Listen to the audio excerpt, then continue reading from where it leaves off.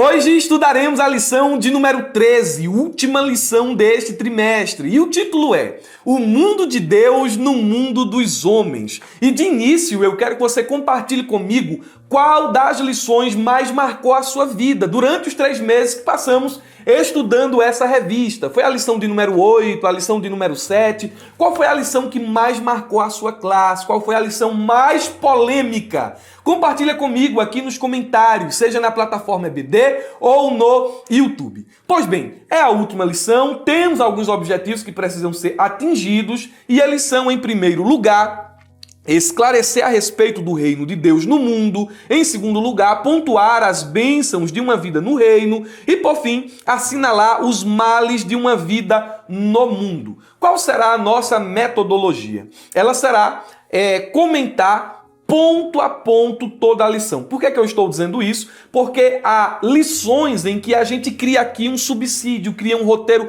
completamente diferente daquele que está posto aqui na revista. Porém, hoje comentaremos do texto áureo à conclusão. Vamos começar então pelo texto áureo, como é o nosso costume, que nos diz o seguinte: eis que a virgem conceberá e dará à luz a um filho, e ele será chamado pelo nome de Emanuel. Emanuel traduzido é Deus conosco. Mateus capítulo de número 1, versículo 23. Na paráfrase NTLH, essa passagem pode ser lida assim: a virgem ficará grávida e terá um filho que receberá o nome de Emanuel. Emanuel quer dizer Deus está conosco. Eu fiz um pequeno fluxograma dessa passagem e ficou assim, acompanhe comigo em tela. A primeira expressão da nossa divisão desse pequeno versículo é: eis que a virgem conceberá. E aqui nós temos um apontamento para o nascimento singular. O nascimento singular do Filho de Deus. E esse evento, ele é inédito e sobrenatural. A virgem vai conceber e dará à luz a um filho. O sexo do bebê, da criança, fica explícito aqui. E nós temos contido nessa pequena expressão a doutrina da encarnação do Verbo. O Verbo encarnou, o menino nasceu, a virgem concebeu e ele será chamado pelo nome de Emanuel. Veja, nós temos o nascimento singular, o sexo do bebê e o nome do bebê. Emanuel traduzido é Deus conosco. A vinda do Filho é a revelação visível de Deus entre os homens. E para a gente entender o contexto dessa passagem aqui, precisamos voltar para o tempo do profeta Isaías, que é mais ou menos 7 séculos antes do nascimento de Cristo. Nesse período, o trono de um rei chamado Acais estava sendo ameaçado pela coligação de 2 reis. O rei de Israel, Peca, e o rei da Síria, Renzim. E qual era a ideia da coligação desses 2 reis? Era destituir a dinastia de Davi, era acabar com todos os herdeiros do trono de Davi e colocar no trono o filho de um homem chamado Tabeel. Isaías capítulo de número 7, versículo de número 6. O problema era que a coligação desses reis, o projeto desses reis, estava em confronto com as promessas de Deus. Deus havia prometido a Davi que do trono dele ele levantaria um, que o reinado seria eterno. E esses homens estavam querendo exterminar os descendentes de Davi. Isso estava ameaçando, entre aspas, eu coloco ameaçando entre aspas, os projetos e os planos de Deus. Resultado, Deus envia o profeta Isaías até Acais, dizendo o seguinte: pede um sinal, rapaz. Deus vai te dar um sinal de que ele será contigo, de que ele te ajudará. Confia em Deus. E Acais, esboçando uma falsa humildade, diz o seguinte: não, eu não vou pedir sinal a Deus, longe de mim fazer isso. Não vou fazer isso. O problema era que Acais não estava confiando em Deus. Ele preferiu confiar na Assíria. Veja, a coligação era entre o rei de Israel e o rei da Síria. Acais estava confiando na Assíria. Aí Isaías percebeu essa incredulidade, essa espiritualidade fingida e entregou uma profecia. Já que você não vai pedir um sinal, já que você não vai confiar em Deus, aí vem a profecia do capítulo 7, versículo 14. Portanto, o mesmo Senhor vos dará um sinal. Você não vai pedir, você não vai confiar em Deus, não. Então Deus vai dar um sinal. Ele vai dar esse sinal. Eis que uma virgem conceberá e dará à luz a um filho, e será o seu nome Emanuel. Esse é o contexto histórico por detrás dessa citação que aparece no nosso texto áureo. Citação feita por Mateus de Isaías, capítulo de número 7 e o versículo 14. Quais são as aplicações práticas aqui dessa passagem? Vamos a elas. Mateus, de forma inspirada, afirma em seu evangelho que o nascimento de Jesus é o cumprimento profético de Isaías 7,14. O Rei dos Reis encarnou, o reino de Deus se manifestou no reino dos homens. Os propósitos do céu prevaleceram sobre os da terra. Né? Essa história de acabar com a dinastia de Davi, de ameaçar os projetos de Deus... Ô irmãos, o céu sempre prevalece em relação à terra. O projeto de Deus sempre permanece em relação ao projeto do homem. O projeto de Deus não foi frustrado pela oposição de Satanás e nem pela coligação desses reis. O menino nasceu, a profecia se cumpriu. Aquilo que Deus promete, Ele faz. Ele vela em cumprir a sua palavra. Cristo veio ao mundo. O rei esteve presente aqui em forma corpórea. Cristo veio habitar entre nós. Ele habitou com os doentes para curá-los. Mateus 4:23. Ele habitou com os endemoniados para libertá-los. Mateus 4:24. Com os pobres de espírito para abençoá-los. Mateus capítulo 5, versículo do 1 ao 12. Ele habitou com os preocupados para livrá-los das suas preocupações. Mateus capítulo 6, versículo 25 ao 34. Com os censurados para admoestá-los. Mateus 7, do 1 ao 5. Com os leprosos para purificá-los. Mateus 8, do 1 ao 4. Com os enfermos para curá-los. Mateus 8, versículo de número 14 a 17. Com os famintos para alimentá-los. Mateus 14, versículo 13 ao 21. Com os inválidos para restaurá-los. Mateus capítulo 12, versículo 13, capítulo 15, versículo 31. Com os perdidos para buscá-los e salvá-los. O rei se manifestou. O rei trouxe o reino à terra. Glória a Deus. E as expressões do reino, as manifestações do reino, se tornaram conhecidas através do ministério de Jesus. Então, o texto áureo é muito significativo nesse sentido, nessa direção. O Filho encarnou, o Verbo encarnou, o Filho se fez carne e habitou entre nós. O Rei esteve presente aqui e nos revelou o reino. Glória a Jesus. A verdade prática nos diz: na dispensação da graça, a igreja deve refletir os valores do reino de Deus no mundo. E presta atenção aqui, a gente está comentando os pontos da lição. E existem aqui algumas palavras que a gente precisa conhecer. Por exemplo, a verdade prática diz: na dispensação da graça. O que é dispensação da graça? As Assembleias de Deus, as tradicionais Assembleias de Deus, elas são, no seu bojo de doutrinas, dispensacionalistas. O dispensacionalismo é um método de interpretação que divide a obra de Deus e os seus propósitos para a humanidade em diferentes períodos de tempo.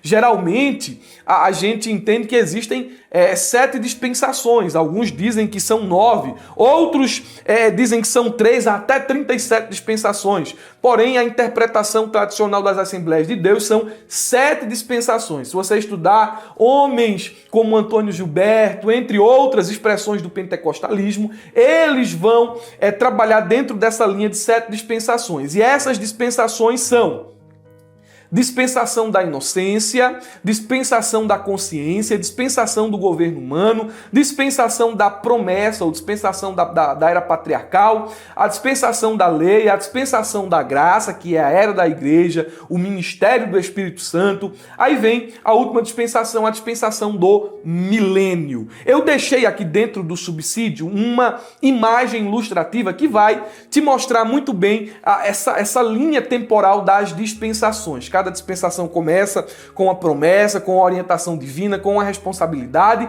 e termina com o juízo. E isso está bem claro aqui dentro dessa imagem que está no subsídio. Você pode baixar ele aqui na descrição do vídeo. Porém, se você quiser o subsídio e os recursos exclusivos dos alunos assinantes da ferramenta EBD, o link também está aqui embaixo. Irmão Murilo, o subsídio é bom. É bom? Bom é receber todos os recursos da ferramenta. Dinâmica, slide, curso, material de marketing e divulgação, fluxograma e recursos afins. São muitos recursos, tá bom? O link também está na descrição do vídeo. Por que eu estou falando aqui de dispensação e de dispensacionalismo? Porque o texto fala sobre a dispensação da graça. É nesta dispensação que nós estamos vivendo. A dispensação da graça, ela vai acabar para nós, os crentes, no arrebatamento. E o juízo da dispensação da graça é a grande tribulação.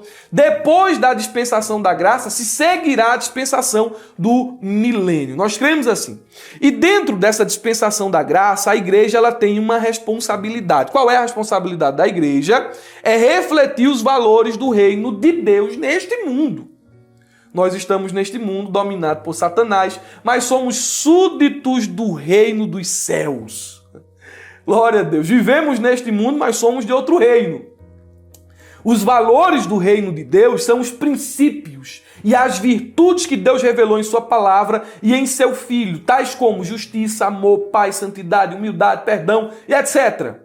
A igreja deve refletir esses valores no mundo por meio do seu testemunho, de sua missão. Isso aqui é responsabilidade nossa. Nós devemos demonstrar com palavras e ações o amor de Deus aos perdidos, anunciar o evangelho da graça a toda criatura e buscar cada vez mais ser semelhante a Cristo em seu caráter e em sua conduta. A igreja tem responsabilidades no tempo da graça. Ah, porque é graça e a gente está vivendo graça, pode cruzar os braços. E não. Você tem responsabilidade de ser santo, de proclamar, de servir, de adorar. Nós temos muitas responsabilidades nessa dispensação que vivemos. A introdução da lição nos diz o seguinte, presta atenção. As Escrituras revelam que haverá um futuro reino literal. Porém, na presente dispensação da graça, esse reino é espiritual. Aí vem a citação de um versículo, Lucas 17, 21. O reino de Deus está entre vós. Pois bem, veja como é importante nós entendermos o que é a dispensação da graça, porque essa palavra novamente aparece aqui. E o autor, ele está tratando aqui do reino de Deus em dois aspectos. Em um aspecto presente, em um aspecto futuro, em um aspecto espiritual e em um aspecto literal. Quando a lição fala sobre um reino futuro e literal, ela está se referindo ao milênio, a sétima dispensação conforme a escatologia pentecostal. Como o próprio termo sugere, o milênio é um período de 1000 anos em que a igreja reinará com Cristo na terra, conforme Apocalipse, capítulo 20, versículo de número 4. Trata-se de uma época áurea, aguardada com muita ansiedade pelos israelitas e pela igreja. Alguém vai dizer assim, a paz, não. Paz mundial, só ocorrerá no milênio, quando o príncipe da paz estiver regendo as nações. Aí alguém, por outro lado, vai dizer assim, não, mas o milênio é literal. Ou melhor, mas o milênio é alegórico, é simbólico. Irmãos, nós não cremos assim. Nós interpretamos as profecias de forma histórica literal. Por exemplo, a Bíblia diz que Jesus nasceria em Belém. A gente não pode espiritualizar o texto. Ele nasceu aonde? A Bíblia diz que ele nasceria de uma virgem. Porque é impossível que uma virgem conceba. Então, o que é que a gente faz? A gente vai espiritualizar isso aqui. Não, de fato, literalmente, ele nasceu de uma virgem. Então, todas as vezes que nós encontramos referência ao milênio, ali, na medida do possível, nós devemos interpretar de forma literal. Há muitas profecias, muitas promessas no Antigo Testamento que precisam ser interpretadas de forma literal e elas ainda não aconteceram. E por isso nós sustentamos a doutrina do milênio, onde haverá um reino futuro de Cristo aqui na Terra. Porém, eu deixei aqui a declaração de fé das Assembleias de Deus, não vou ler, mas você que baixou o subsídio pode ler.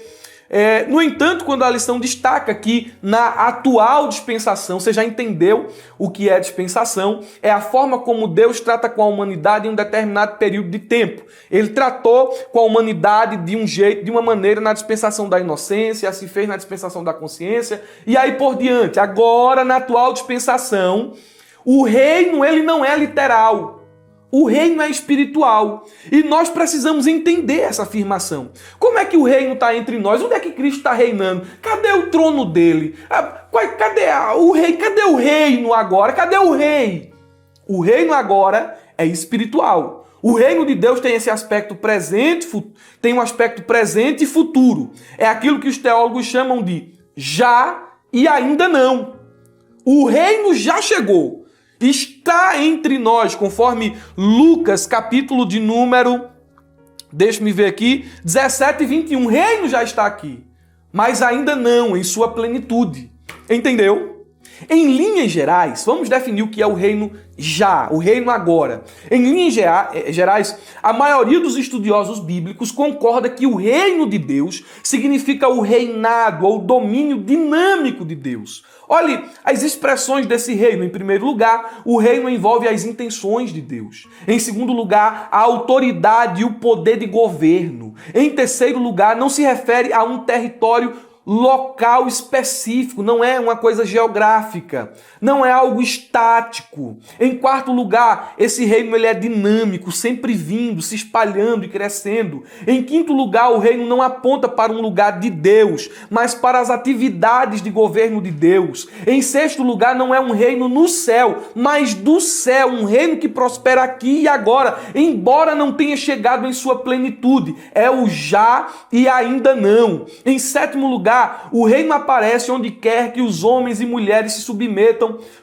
suas vidas à vontade de Deus. A igreja não é o reino, mas a igreja revela o reino. O reino é algo que as pessoas entram, não algo que entra nelas. É um estado de relações, não um estado de mente. Ele significa muito mais do que o governo de Deus no coração das pessoas, mais do que um sentimento místico. Fazer parte do reino envolve ser membro, envolve cidadania, lealdade e identidade. O reino é a presença do futuro já entre nós. Ele é surpreendente e diferente de todos os reinos deste mundo. Muitos tentam suprimi-lo ou mesmo negá-lo. Por quê? Por que negar que Deus governa? Por que negar que o reino de Deus está aqui e agora? Porque seus princípios, valores e domínio são uma ameaça aos paradigmas, ideologias, filosofias, cultura pecaminosa, sistema corrompido e sofismas deste mundo. É por isso que o espírito da Babilônia tenta frear o avanço desse reino. Tenta atacar a igreja, porque a igreja leva a bandeira do reino, ganha território para o reino, onde ela chega. É por isso que o espírito da Babilônia milita contra a igreja, para que o reino não avance. Você e eu fomos chamados para ganhar território para este reino, para avançar o reino de Deus mediante o poder do Espírito e a graça de Deus. E a gente enfrenta a oposição do espírito da Babilônia. Esse espírito não quer que o reino avance, mas o reino cresce, o reino se espalha, porque Jesus disse, as portas do inferno não prevalecerão contra a minha igreja. O reino continua a crescer porque a igreja continua a proclamar a chegada do reino. Glória a Deus. O tópico de número 1 diz: o reino de Deus no mundo. E eu vou seguir aqui o pensamento do autor. Embora eu discorde de alguns pontos aqui, não discordar no sentido de estar errado, mas de que deveriam ser colocados outros pontos, já que estamos tratando sobre o mundo de Deus no mundo dos homens. Mas vamos lá. Primeiro subponto, a encarnação de Cristo. A lição diz: Mateus assevera que a profecia messiânica se cumpriu no nascimento de Jesus. Mateus deixa isso bem claro, essa relação de profecia e cumprimento. O nascimento de Jesus foi o cumprimento de uma série de profecias. Não apenas a profecia registrada no livro de Isaías, mas muitas outras, das quais destaco aqui pelo menos duas. Primeira profecia que se cumpriu com o nascimento de Cristo foi Gênesis 3,15. Porém, inimizade entre você e a mulher, e entre a sua descendência e o descendente dela. Este lhe ferirá a cabeça e você lhe ferirá o calcanhar. Ele é o descendente da mulher. Ele nasceu. Então essa profecia se cumpre no nascimento de Cristo. Outra promessa profética que se cumpre é a feita a Davi, em 2 Samuel capítulo 7, versículo 12 ao 13. Essa profecia aqui ela é muito significativa. Olha o que o texto diz. Quando os seus dias se completarem e você descansar com os seus pais, então farei surgir depois de você o seu descendente que procederá de você e estabelecerei o seu reino. Este edificará um templo ao meu nome e eu estabelecerei para sempre o trono do seu reino. Está aqui, né? Agora Mateus dizendo que o filho nasceu, que a virgem concebeu. E Jesus é aquele que se sentou no trono e nunca será deposto. É o rei eterno que reina pelo século dos séculos. É o descendente de Davi. No evangelho escrito por João, encontramos a seguinte passagem. João 1,14. E o verbo se fez carne e habitou entre nós, cheio de graça e de verdade. E vimos a sua glória, glória como do unigênito do Pai.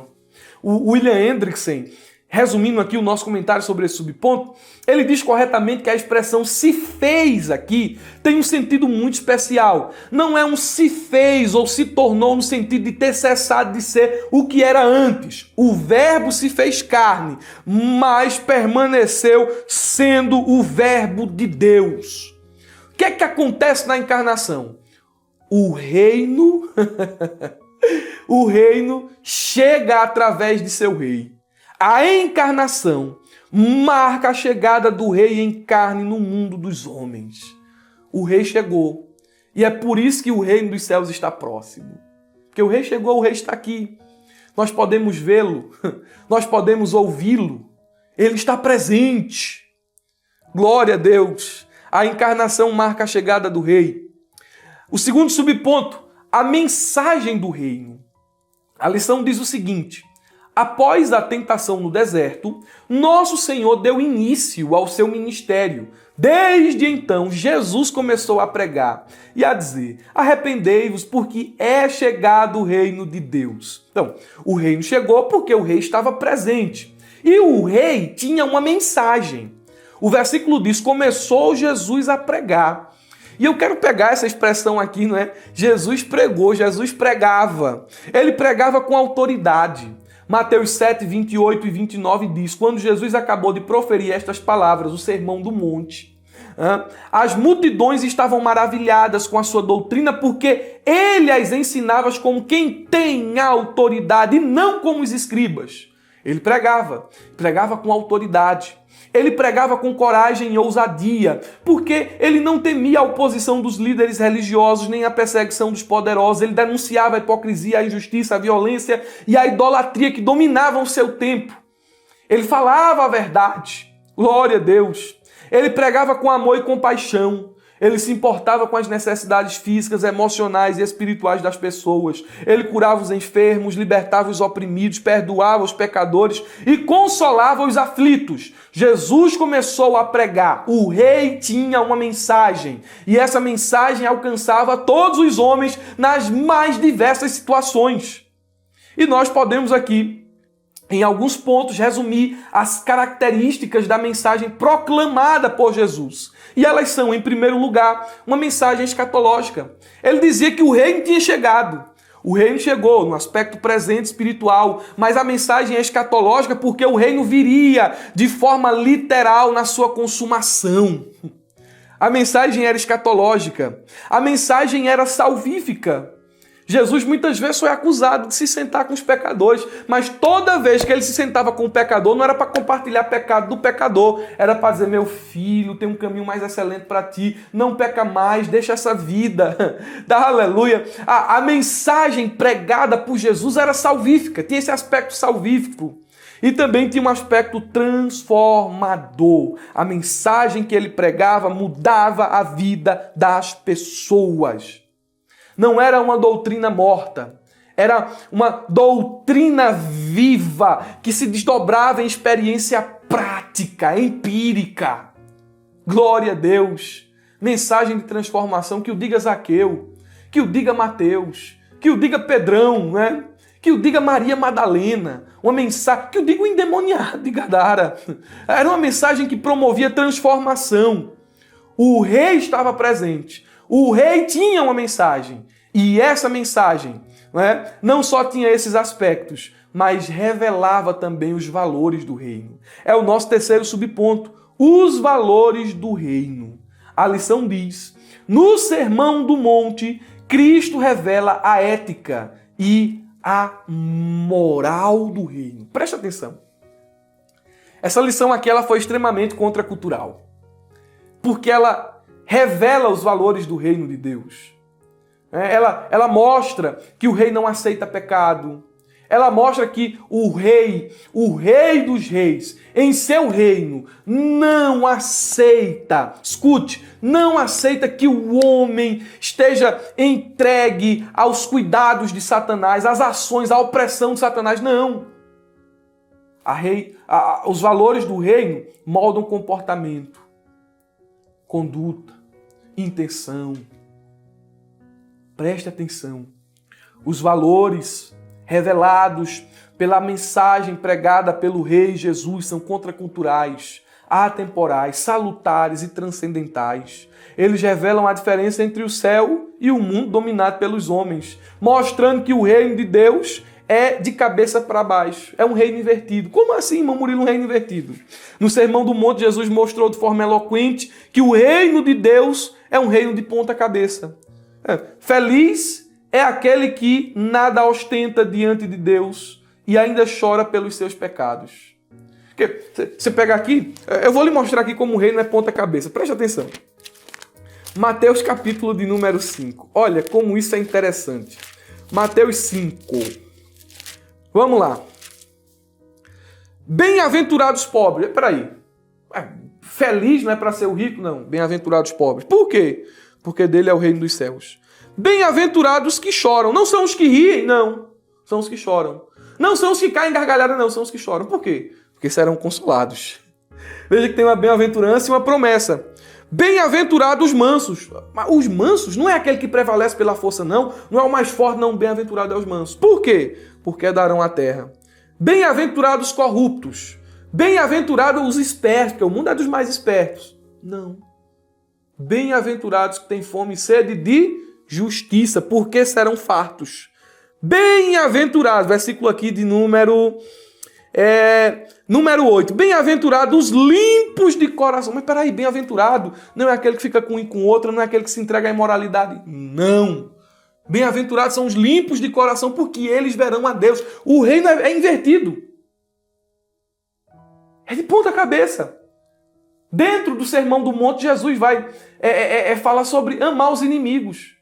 Já pensou, irmãos? Lá fora, né? Não ame quem lhe ama, odeie quem lhe odeia. Você deseja para mim, eu desejo em dobro para você. Que não, Jesus está dizendo, ame seus inimigos. Porque se vocês não fizerem isso, que diferença vocês terão dos fariseus, dos escribas, dos gentios? Os valores do reino revelam, glória a Deus, revelam como é. Quais são as expectativas do rei, Quero que você seja assim, age assim, age assim, age assim. A conduta dos súditos no reino. Tudo isso é revelado pelos valores do reino. Mas precisamos prosseguir. Aí nós temos aí o tópico de número 2. As bênçãos de uma vida no reino. E eu poderia aqui somar a esses dois tópicos aqui, eu acredito que pelo menos uns 20 subpontos a mais. Porém, a gente vai se manter nessa metodologia de seguir os pontos e subpontos da lição. Tópico de número 2, as bênçãos de uma vida no reino. E o primeiro subponto vai dizer o seguinte: remissão dos pecados. É a primeira bênção. E essa bênção é extraordinária. Só desfruta de remissão dos pecados quem tem intimidade com o rei, quem é amado pelo rei. Quem, aleluia, se jogou nos pés do rei e disse: eu estou aqui. O pastor Cláudio Nó de Andrade, em seu dicionário de teologia, define remissão como compensação, pagamento, satisfação, redenção, livramento da culpa dos pecados com base no sacrifício vicário de Cristo Jesus. Quais são os desdobramentos de se crer na remissão dos pecados? Pois bem, vamos lá. Crer na remissão do pecado ou dos pecados significa que entendemos que a realidade do pecado está entranhada em nossa natureza, que o pecado tem o controle de nossas ações e de nossos afetos e que não há coisa alguma que podemos fazer para nos livrar dele. Porém, meus irmãos, crer na remissão dos pecados implica dizer que precisamos de Jesus, porque cremos naquilo que o Evangelho prega. Cremos naquilo que o Evangelho nos informa, nos diz, nos revela. Não podemos, por alguma ação nossa, alcançar o perdão dos pecados. Olha, eu vou fazer isso, eu vou fazer aquilo, e por conta disso, meus pecados podem ser perdoados. Ninguém, nenhum homem, pode perdoar os nossos pecados. Nenhum homem. Nenhum homem. Mas o Evangelho nos mostra que o Filho pode. Que o Verbo encarnado pode. Jesus Cristo. Olha como a lição é maravilhosa dentro da perspectiva dessa doutrina. O texto diz: pois o Filho do Homem veio buscar e salvar os que estavam perdidos. Eu estava perdido e ele veio me buscar.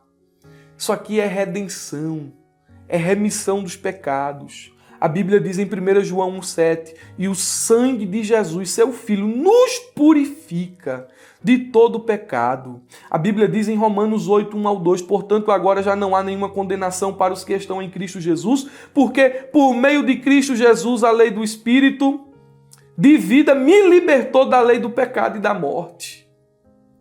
Meu pecado tão grande, tão terrível, mas mesmo assim ele foi perdoado. Oh, como é bom ser um súdito do reino. Minha ficha foi rasgada. Glória a Deus. Glória a Deus. Quem crê não é condenado, mas quem não crê já está condenado, porque não crê no nome do Filho unigênito de Deus, é o que diz João 3,18. Ele diz mais aqui, 1 João capítulo 5, versículo 12. Quem não tem o Filho, não tem a vida. Olha a importância de se submeter ao Rei para alcançar as bênçãos de seu reino. Eu creio, meus irmãos, eu creio nessa doutrina bíblica da remissão dos pecados. Crer nessa doutrina nos dá segurança, nos dá liberdade para adorar, para obedecer, para receber os reveses da vida com paciência, o impulso para a liberdade e pedir perdão ao próximo. Sem essa doutrina, a gente seria cativo dos ataques, das setas de Satanás que diz: tu não vale nada, tu não presta para nada, olha, tu não é ninguém, tu é um miserável, tu fez isso, tu fez aquilo, tá bom, eu sou tudo isso aí que você está dizendo, mas agora eu estou em Cristo. E nenhuma condenação há para os que estão em Cristo Jesus. Quem me justifica é Ele. Quem intentará acusação contra os escolhidos de Deus? É Ele quem o justifica, é Ele quem me justifica, quem te justifica. Irmão, isso aqui é uma das maiores bênçãos que alguém que faz parte do reino de Deus recebe. Remissão dos pecados. Mas olhe, as bênçãos não acabam por aí. Subponto de número 2 diz: adotados e herdeiros de Cristo. A lição diz: como resultado de nossa adoção, agora como filhos, somos também herdeiros de Deus por Cristo. Gálatas capítulo 4, versículo de número 7. E nós aqui o que é que nós vamos fazer nesse subponto? Nós vamos linkar essa verdade presente nesse subponto ao assunto geral da lição. Como assim? A chegada do reino e a presença do rei entre os homens produziu 3 gloriosos resultados. Quais são esses resultados? Primeiro, os crentes são adotados como filhos de Deus. Não são estranhos, não são inimigos, agora são filhos. E em segundo lugar, os crentes recebem o Espírito Santo de Deus. A Bíblia diz em Gálatas 4:6, e porque vós sois filhos, enviou Deus ao nosso coração o Espírito de seu Filho. John Stott diz que o Pai enviou o seu Filho para que tivéssemos o status da filiação e enviou o seu Espírito para que tivéssemos uma experiência. Você é filho, rapaz. E se você é filho, logo vem aqui a terceira gloriosa bênção. Você é herdeiro. A Bíblia diz, Gálatas 7:4, de sorte que já não és escravo, porém filho, e sendo filho também é herdeiro por Deus. O que é que isso quer dizer? Tudo que pertence a Deus pertence ao crente pela fé. Todos os tesouros de Deus estão acessíveis aos crentes pela fé. Glória a Deus. Glória a Deus. Dá para tu ter noção da grandeza que é essa bênção? Aquele que criou os céus e a terra. Tudo que existe no mundo visível e invisível, no mundo natural, no mundo espiritual, que é dono de tudo, é teu pai, tu é filho. E quem é filho é herdeiro. Oh, glória a Jesus! É muita bênção, meus irmãos, muita bênção. Porém, a lição termina em tom triste. Eu faria da seguinte maneira a organização dos tópicos. Nunca terminaria, entre aspas, de forma negativa. Eu preferiria, dentro de uma organização, colocar o tópico de número 2 como tópico de número 3 e o tópico de número 3 como tópico de número 2. Mas nós vamos seguir o fluxo aqui da lição e o tópico 3 diz os males de uma vida no mundo. Os males de uma vida no mundo. E a gente novamente aqui poderia citar mais uns 20 aqui, ou mais. Porém, vou me deter nos 2 que o comentarista destacou. O primeiro deles é a escravidão do pecado. Preste atenção porque essa imagem é muito forte. A Bíblia utiliza a escravidão como figura para descrever o pecado. O pecado não somente separa o homem de Deus, ele também escraviza, ele prende o homem no pecado. Além de nos afastar de Deus, ele nos mantém cativos. O que é ser escravo do pecado? É estar sujeito a uma condição na qual não se tem como se libertar por si só. Esforço, dedicação, moral, comportamento, regras, leis, qualidades, etc. afim, não são contados como um meio para alcançar a liberdade. Por mais que uma pessoa pratique boas ações, doe todos os seus pertences, viva uma vida de ascetismo pessoal, paute sua existência segundo a melhor corrente filosófica, ela não consegue livrar-se de tal condição.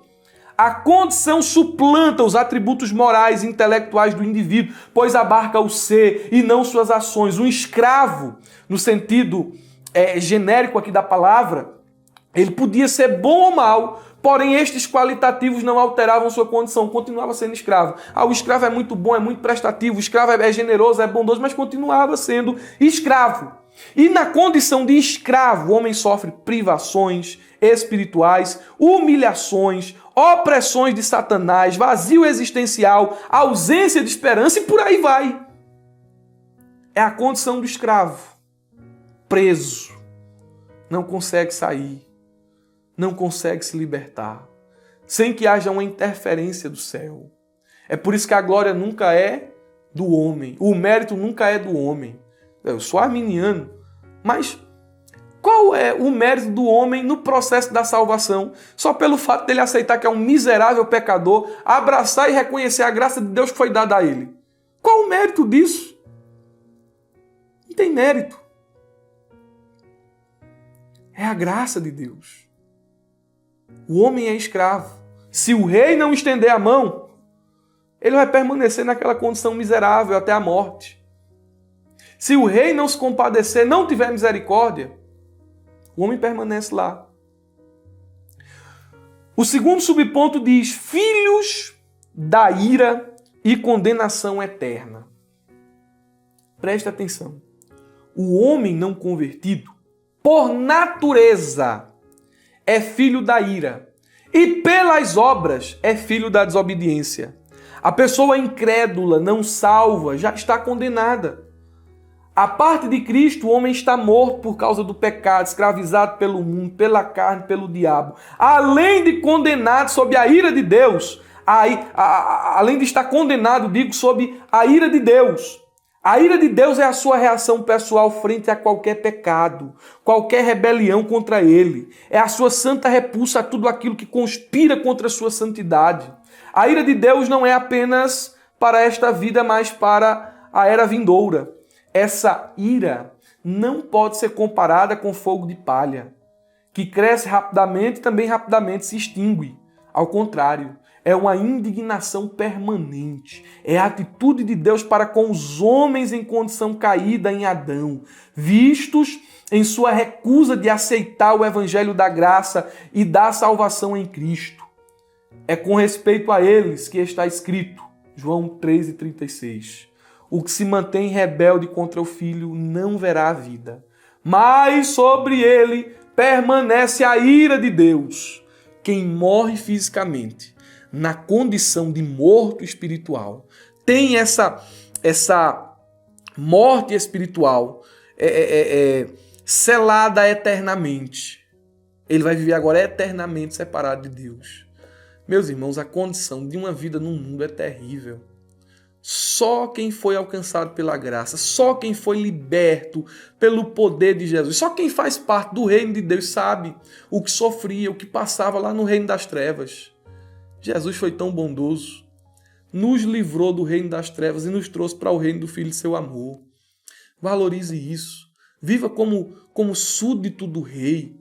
Valorize o reino. Aqui no reino você tem tudo. Não precisa olhar lá para fora, não. Não precisa se encantar e se iludir com ensinos progressistas, com os convites do espírito da Babilônia. Aqui na mesa do Pai tu tem tudo. Come na mesa do Pai. Não se encanta com as aventuras lá fora. Tu vai findar comendo bolota de porco. Permanece na casa do Pai. Valoriza ser súdito do reino. Amém, meus irmãos. Vamos finalizar mais uma lição. Poderíamos falar aqui muito mais, mas a gente precisa finalizar. E eu quero agradecer de todo o meu coração aos alunos da ferramenta EBD. Esse trabalho está permanecendo por causa de você. Você tem nos dado condições de continuar trazendo subsídios, aulas voltadas para a escola dominical. Se não fosse vocês, a gente não estaria aqui. Deus abençoe todos os alunos da ferramenta EBD, os irmãos que nos acompanham pelo YouTube, divulguem o nosso trabalho, nos ajudem, compartilhem os vídeos. A irmã Murilo, eu não tenho condições de ser assinante da ferramenta EBD. Tá bom, mas compartilhe os vídeos, valorize aqui as pré-aulas que a gente posta, o subsídio que a gente entrega, tá certo? Aí quando você puder, assina lá a ferramenta, confere lá, eu sei que vai ser bênção para você. A gente tem muita despesa aqui com hospedagem do site, investimento do nosso tempo. A gente tem despesa com profissionais que a gente contrata para fazer o subsídio, porque a gente não faz de qualquer jeito. Melhor, o subsídio não, viu? O subsídio quem faz sou eu. Estou falando do slide. Tem coisa ali no slide que somente um profissional vai fazer. E também demanda tempo. Então a gente tem uma equipe trabalhando para entregar sempre o melhor para vocês. Então eu preparo o subsídio, o presbítero Herbert edita as aulas, tem outra pessoa que trabalha junto com a gente, preparando arte, preparando esse tipo de coisa. Há todo um custo envolvido, mas se você olhar, analisar, o valor é simbólico da ferramenta EBD. Então continua nos ajudando em nome de Jesus, tá certo? Se você assistiu esta aula até o final, coloque aqui embaixo: eu venci mais um trimestre. Eu aprendi em mais um trimestre da escola dominical. Coloca aí algo aí embaixo, tá bom? Deus abençoe. Até o próximo trimestre, em nome de Jesus. Tenha uma ótima aula de escola dominical, um ótimo final de semana e não se esqueça, abra a jaula.